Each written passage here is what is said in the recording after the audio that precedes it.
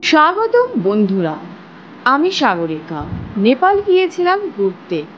ভীষণ উৎফুল্লের সহিত অনেক ভিডিও করে নিয়ে এসেছিলাম। ভেবেছিলাম আপনাদেরকে ভিডিওগুলো এডিট করে পোস্ট করব। যারা ইউটিউব করেন তারা জানেন এটা কত একটা খাটনির ব্যাপার। তো শরীর যদি না ভালো থাকে তাহলে কিন্তু কিছুই ভালো লাগে না। আর পৃথিবীর সবচেয়ে ভালোবাসার মানুষটি হচ্ছে মা।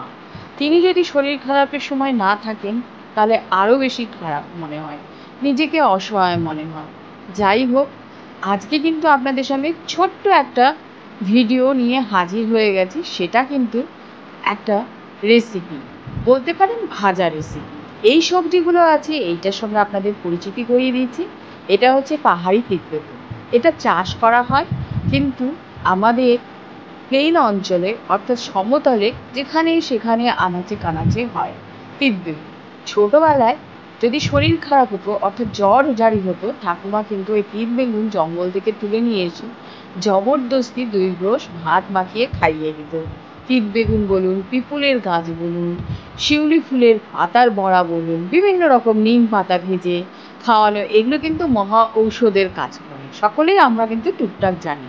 যাই হোক, সেই ব্যাখ্যাতে যাব না। গ্যাসের চুলোয় কড়াই বসিয়ে দিয়ে তাতে আমি সরষের তেল দিয়ে দিয়েছি।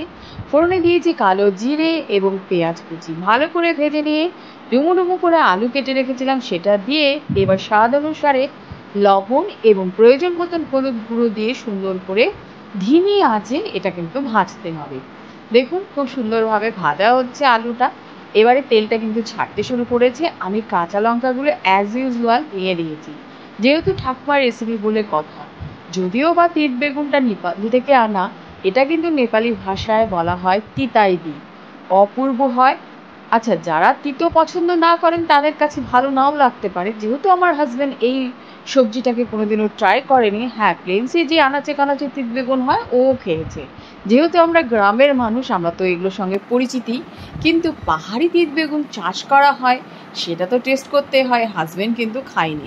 একদম দেখুন ছোট্ট ছোট্ট বেগুনের মতন, মিনি বেগুন বলতে পারেন। ভীষণ ভালো লাগে আর ভীষণ কিন্তু কালারফুল। এর কিন্তু মেডিসিনাল গুণও রয়েছে।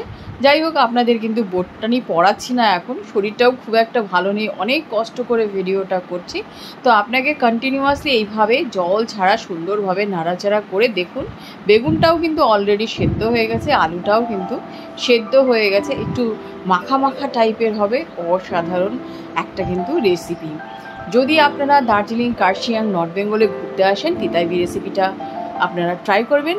ভিডিওটি ভালো লাগলে লাইক, শেয়ার, সাবস্ক্রাইব করে চ্যানেলের সাথে থাকবেন, পাশে থাকবেন। সকলেই খুব ভালো থাকবেন। এইভাবে নিত্য নতুন রেসিপি নিয়ে আপনাদের সামনে হাজির হতে থাকবো। আজ এই পর্যন্ত, টাটা।